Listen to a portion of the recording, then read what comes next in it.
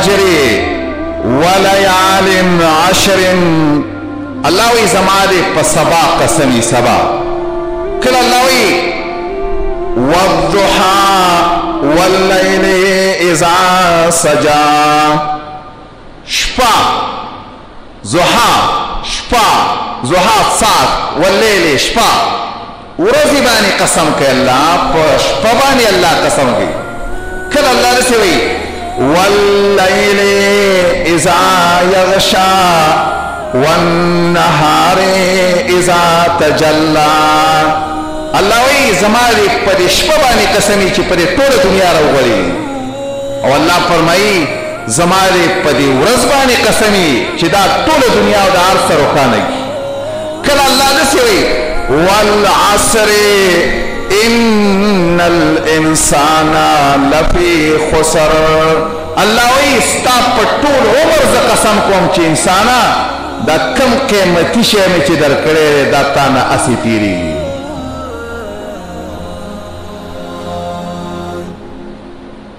دا قیمتي شی مې درکړی دی خو تا سره یې هېڅ قدر نشته دی د قیمتي وقت موضوع کېدای شي تاسو پوه شوي وئ زما موضوع دا نن ورځې شپې چې تېرېږي هسې عام د انسان عمر دا وقت دا فراغت څومره لوی نعمت دی او د دې ښایسته نعمت څومره ضیاع کېږي او څومره بربادېږي زما او ستا د دې اسباب نن څومره زیات پیدا شي د دې ښایسته نعمت د بربادېدلو څومره اسباب پیدا شي او د دې ټیم څومره اهتمام دی څومره اهمیت دی د دې وخت کله چې د انسان ساه خیږي که په هغه ټیم کې بیا د انسان سره د دې ټیم اهمیت پیدا شي په هغه وخت کې ډېر ارمانونه بیا کوو ما ورته ډېر سوچونه دا کوو چې افسوس دا دی چې یوه ورځ راله لږ عمر زیات راکړی شوی نو څومره به ښه خو بیا هغه وخت کې دا ارمان هېڅ فایده نه ورکوي قرآن کې الله فرمایي حتی دې ژوند تېرې په لهو او لعب او ګپ او شپ او اخوا دېخوا کې حتی اذا جاء احدهم الموت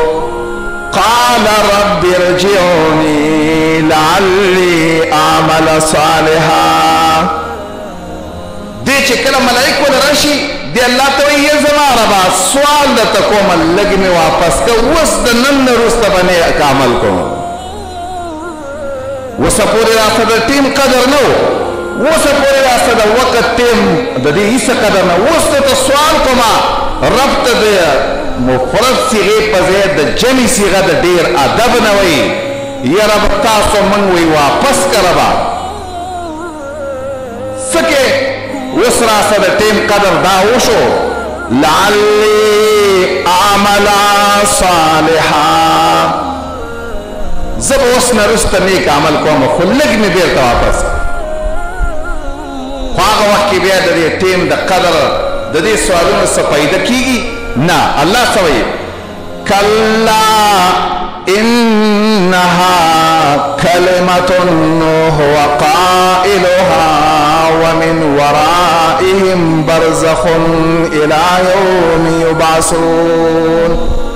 الله وی دا ستا د خولې خبره ده بس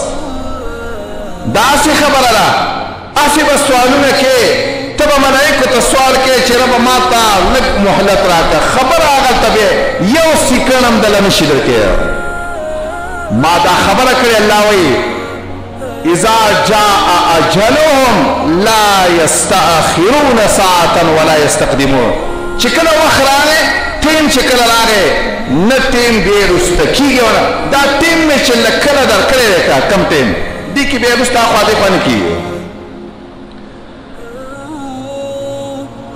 الله کله فرمایي زه درته ویم الله وایي نیک عمل وکړه ګورې دا ټیم دې مه ضایع کوه